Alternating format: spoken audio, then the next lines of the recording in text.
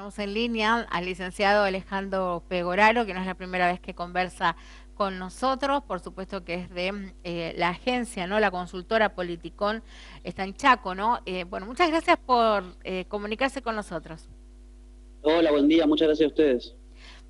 Hay dos últimos informes, podríamos decir, que la consultora está mostrando de trabajos previos que se han hecho, y uno tiene que ver con la actividad privada, si nos puede dar detalles de cómo estamos en la región con relación justamente al tema de los salarios. Bueno, sí, es efectivamente en base a los datos últimos que suministró el Ministerio de Trabajo de la Nación, lo que hicimos fue una evaluación de cómo han evolucionado los salarios de los empleados del sector privado en todo el país, de modo tal justamente de observar a ver de qué manera han logrado o no tener incrementos reales en los salarios, es decir, que tengan incrementos de sueldo por encima de la inflación. Bueno, obviamente que hay un par de conclusiones a partir de ese informe. En primer lugar, el hecho de que cuando consolidamos todos los datos por las regiones del país, nuestra región, el NEA, sigue siendo la que tiene los menores salarios promedio en el sector privado de todo el país, algo que se viene repitiendo ya como mínimo en los últimos 2 años. Y esto tiene que ver con factores como, por ejemplo, la baja inversión privada en nuestra región, por un lado, y también el hecho de que la inflación en nuestra región, como bien recordarán, también hace como mínimo 2 años viene siendo la más alta del país. Por lo tanto, a un problema de baja remuneración se le suma un crecimiento mucho más fuerte de la inflación, y eso naturalmente genera un impacto fuerte sobre el salario de los trabajadores, ¿no? Claro. Por supuesto que cuando uno observa hacia adentro de las provincias, hay cierta heterogeneidad en los datos. Por ejemplo, ¿no? Hay 7 provincias en todo el país, 7 jurisdicciones que terminaron el 2020 con las remuneraciones en el sector privado creciendo por encima de la inflación, pero creciendo muy poquito. Por ejemplo, el caso de Catamarca es la provincia que más creció, pero lo hizo en apenas 1,6% cuando se descuenta la inflación, por lo tanto es un crecimiento muy débil.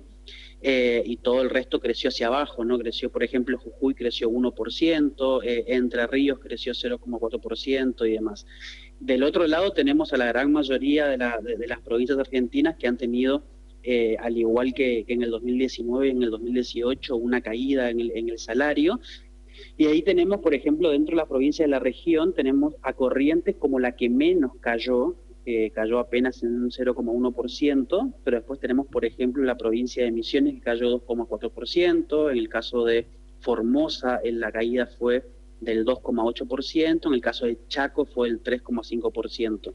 Eh, Acá hay que tener en cuenta que cuando hablamos de remuneración en el sector privado, naturalmente estas son remuneraciones promedio, ¿no? Después, hacia adentro de los sectores, cuando uno analiza por el sector de actividad, hay una diferencia muy importante, ¿no?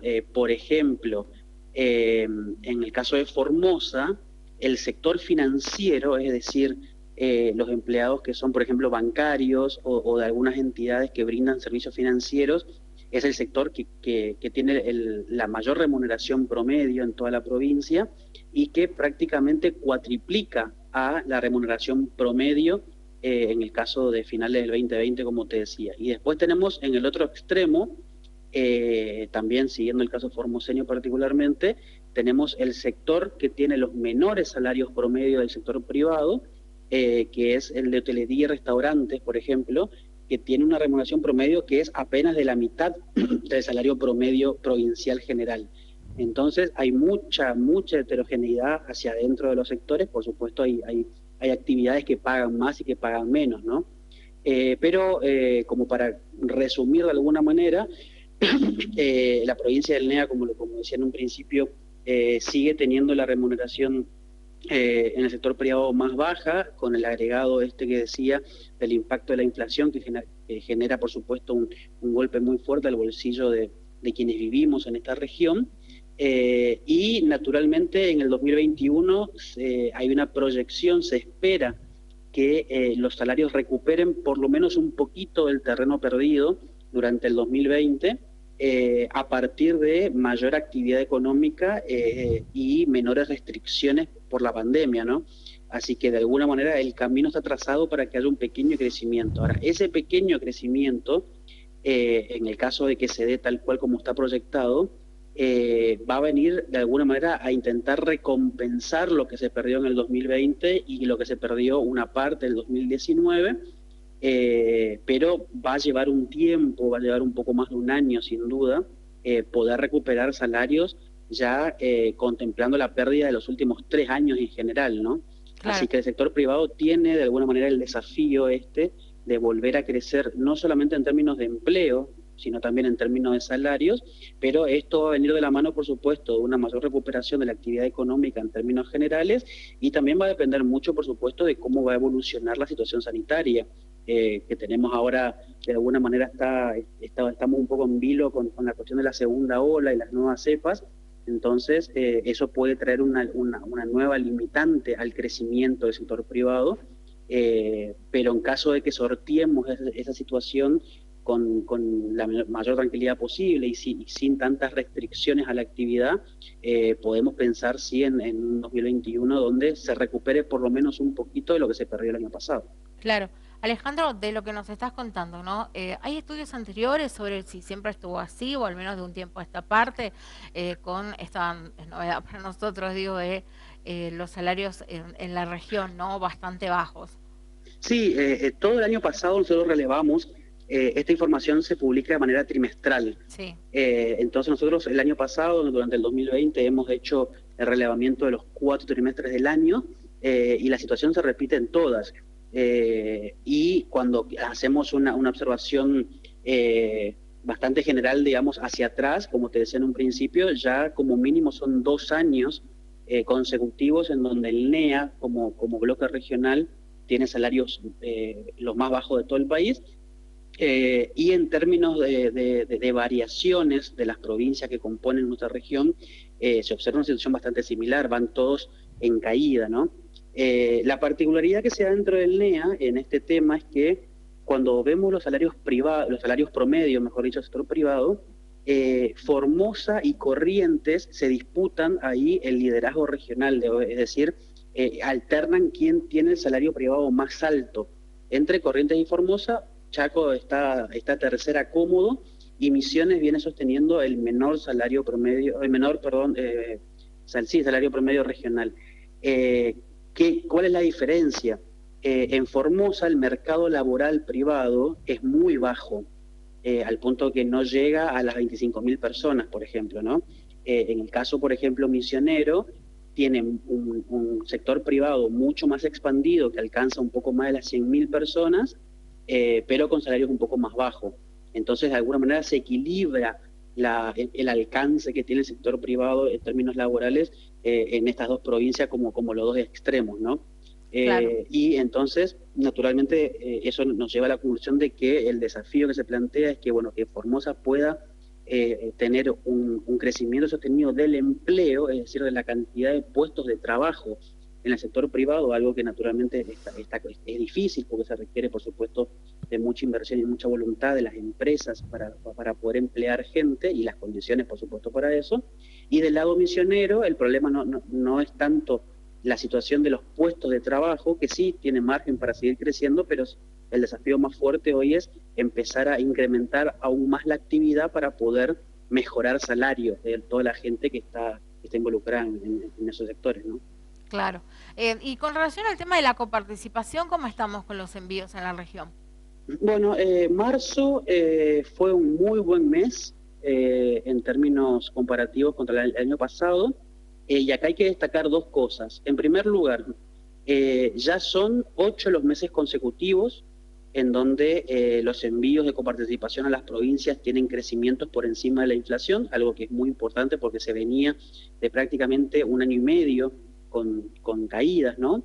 Pero también hay que tener en cuenta que el crecimiento de marzo fue muy importante, fue de casi el 80% cuando hacemos un promedio entre las provincias, pero tengamos en cuenta que marzo del año pasado ahí se había iniciado a mitad de mes las restricciones por pandemia. Entonces, naturalmente, marzo del 2020 tuvo un pequeño golpe en términos de restricciones y lo que eso impacta, por supuesto, en la recaudación por la cuestión de la pandemia. Por lo tanto, es un crecimiento muy fuerte, pero que también hay que verlo con esa perspectiva, ¿no? Con el hecho de que marzo del 2020 no fue un marzo normal, de alguna manera. Claro. Pero de cualquier manera, bueno, es un crecimiento muy importante, como te decía, y cuando vemos por provincia la situación, acá se repite un poco lo que yo te comentaba antes respecto a los impactos de la inflación.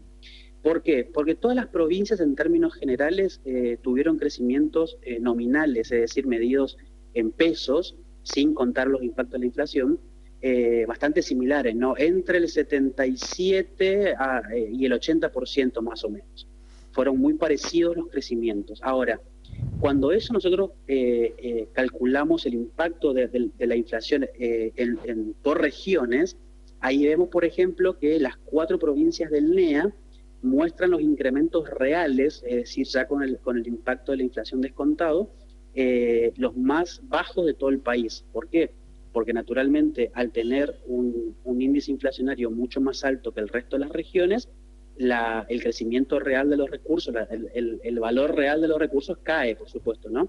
Entonces, por ejemplo, las provincias de la Patagonia que tienen los niveles de inflación más bajos de todo el país, mostraron incrementos de la participación en términos reales, por ejemplo, de casi el 30% como Neuquén, casi el 30% como Río Negro, Tierra del Fuego lo mismo, mientras que acá en el NEA, habiendo crecido nominalmente la misma cantidad, el crecimiento real con la inflación descontada es de, por ejemplo, el 20% en Formosa, del 22% en el Chaco, de 21,9% en Misiones.